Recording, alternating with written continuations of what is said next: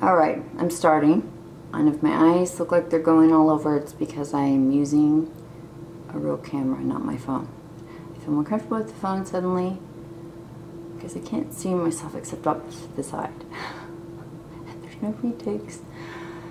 Okay, so I'm going to get used to this, and I sat in the bathroom and read through the little manual, so at least I have it on. And I think it's focusing. Yeah, okay. At least it's on my face. I'm actually kneeling on the ground because I'm going to have to do the tripod and all the crap that goes along with the camera. But I had to change this because it was taking me 4, 5, 6 hours to upload the dang thing to, just to get it to send to my computer.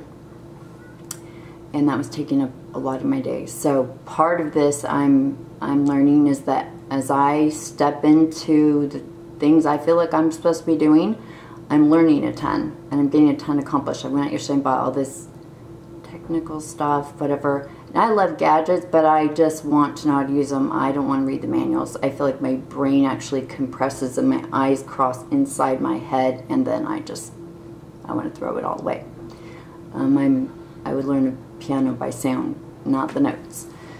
Same with this. So anyway, just like life, trial and error, and I'm having to reach behind and press buttons I can't see, so it's all the same. Alright, so what's going to come out? Oh, I don't know. This morning I'm feeling some fear because yesterday was day 5, and I do not feel like I know who I am. And I think that's a good thing. Because when we know who we are, there's a lot of limits. They're like, oh, I know I can do this. I know I can't do this. So it keeps us frozen all the time. But I mean, when I say I don't know who I am, I feel like stuff in my house, don't need it.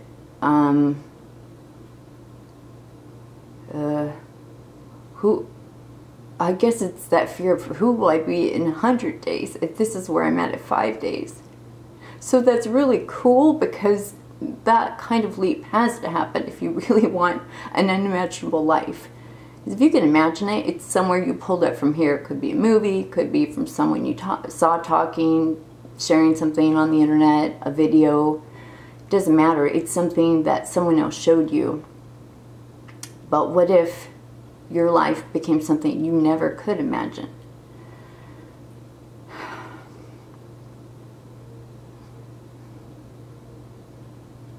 I think. Meaning, I start to feel that, don't feel that, don't do that, and I am teaching myself sink, sink, sink, melt, melt, melt. When I was meditating this morning, I was thinking about how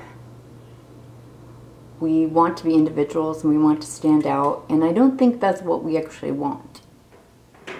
I think what we want is to be fluid.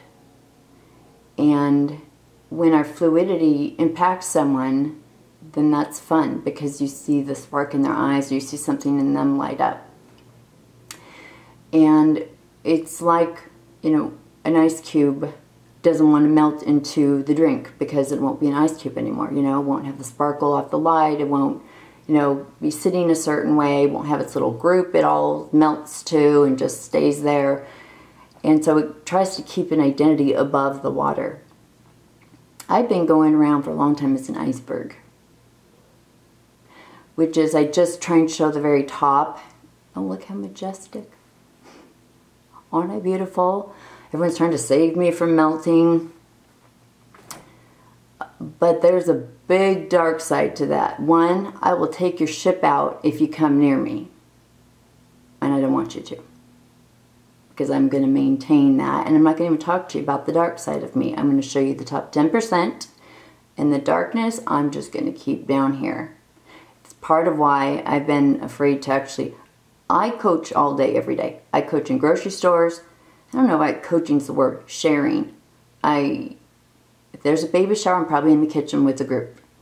That's what naturally comes out of me. But to do it in an open public level... Then where I stopped was I felt like then I gotta show what's under the iceberg, and be consistent. And consistency scares me. So that's going away. But to maintain that feeling of an iceberg is lonely. Not many people out there hanging out. And now ships are trying to steer away from you. But when you melt into the water, you can be a wave, you can be turbulent, you can be peaceful, you can be calm like the oceans in Greece, and you can see right through them. Or they can go through murky times, they can go through crashing the waves, they can do all of those things, and they can impact people in different ways. They can wash up, you know, there can be a dolphin in the wave, or they can be a shell that washes up. And you can just impact so many more people. People can come out there, but if you're just rigid like that, you know, there aren't very many people on Mount Everest. There's a reason for that. So, I don't think it's that we want to stand out. It's that we want to feel completely alive and in motion. And we think that that means by staying here and everyone can be able to see us. But that's actually not powerful. You know, a block of ice just gets bobbed around by what is fluid. So, when I start feeling that rigidity come in, I just keep thinking, sink, melt, and then I can sink down into that feeling, and then that eases up, and then I become fluid again. And the other thing that was coming out for me is in the whole context of not knowing who you are. Sink, melt.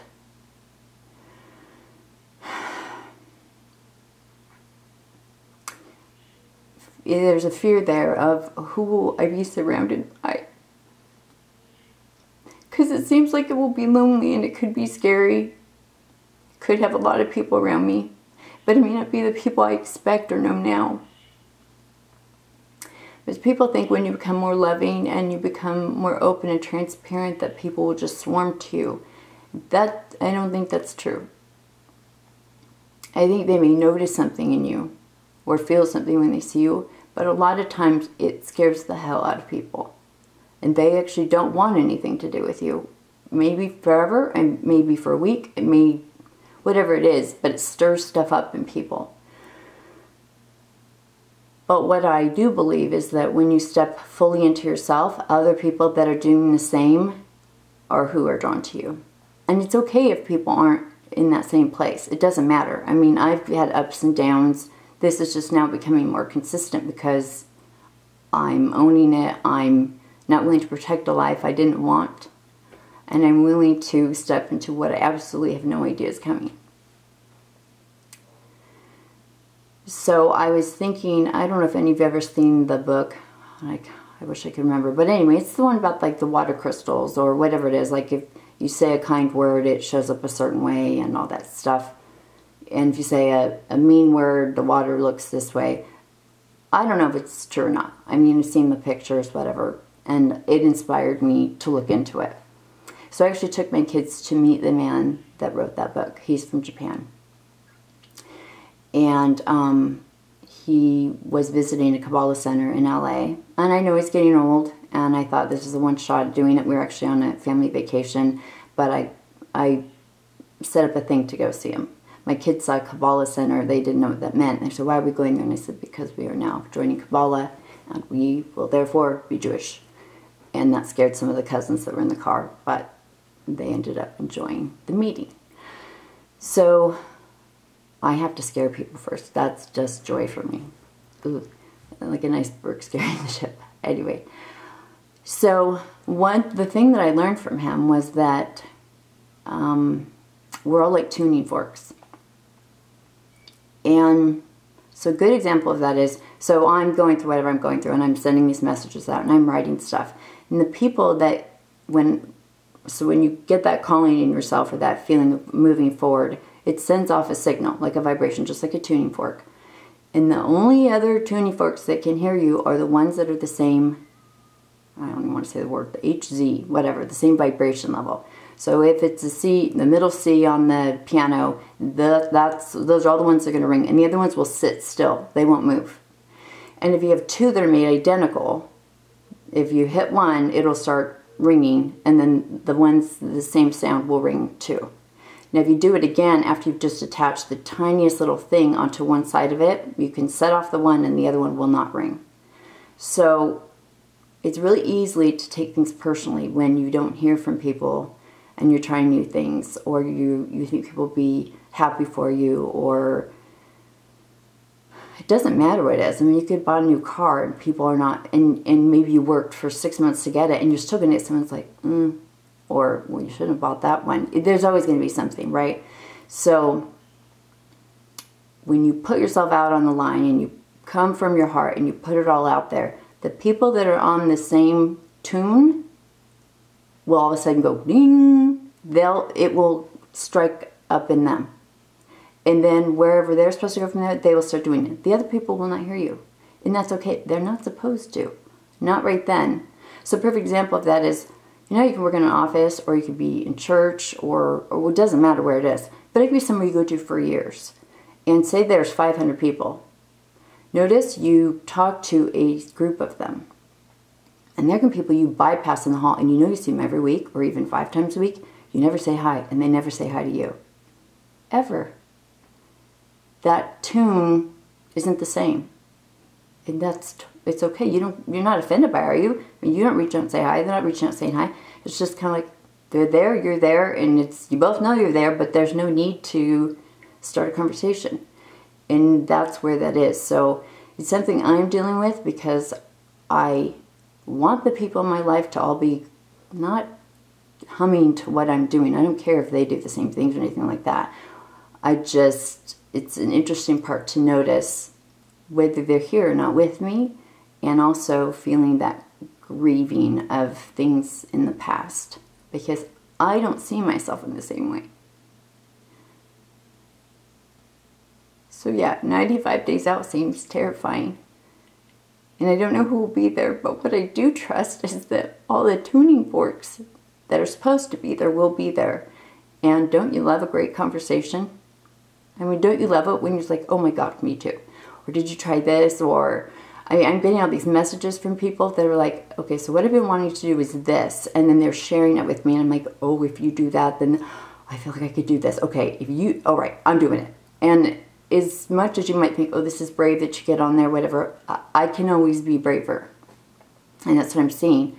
When you guys become more free and you become more brave, especially when you share it with me, then I all of a sudden get excited and I want to do more.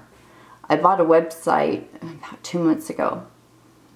And it's a person history's name. And part of me every once in a while would poke up. It's like, it's funny you don't choose your own name to do things with. You have it as this company name. That's fine. I mean, I've had companies before and you have a name like that. And then when I looked at doing the title of my book and the stuff I'm doing, I Googled or typed in my name mixed with this other name, whatever it was, and it was available, and all of a sudden I thought I was going to throw up. Because I thought, oh my gosh, I will be totally bare that way. Like, I'll just be naked, everyone will see, and it will feel almost boastful, like, hey, look, here's me, here's where I am, and that isn't what it is. And it's not even the point. It's just that your mind starts screaming, oh my gosh, there's more people to judge you and attack or make fun of or whatever it is. And I dropped to my knees and I started to cry. Because I thought, dang it, the things that I'm most afraid of is exactly where I need to go. And what makes me even angry is that I've been told that my whole life, but it's just irritating. Where you're scared, go there. It's like, oh, be quiet. It's so uncomfortable. It's overrated. It's whatever. And now I feel like I'm Mario in the Mario game. I don't know that I've really played it much. But the coins and the things like that. And all of a sudden I'm realizing where there's total fear, it's a coin. And when you just go grab the coin and then all of a sudden, yeah, I feel scared. I feel whatever. And I let myself feel it, and I cry, and I mourn for the part of me that has been afraid for 45 years. Because that is an identity that I've had. And I mourn for that part that's been afraid so long. And I grieve the loss of her because she's brought good things to me. But the tears come from such a place of gratitude. It's very hard to explain. what tears and emotions feel like now, because they are just lovely.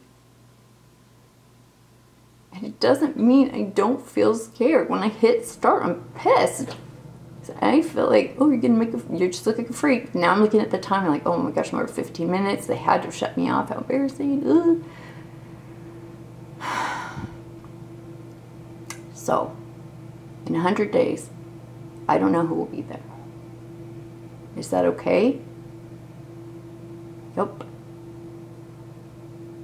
Because even though the people I want to be there may not be there, people that I truly need to be there will be there.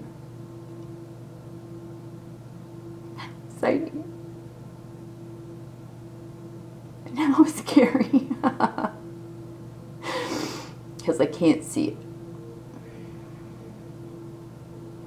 So thank you for those of you that are sharing with me and being brave, because, oh, it makes me so much braver. Thank you.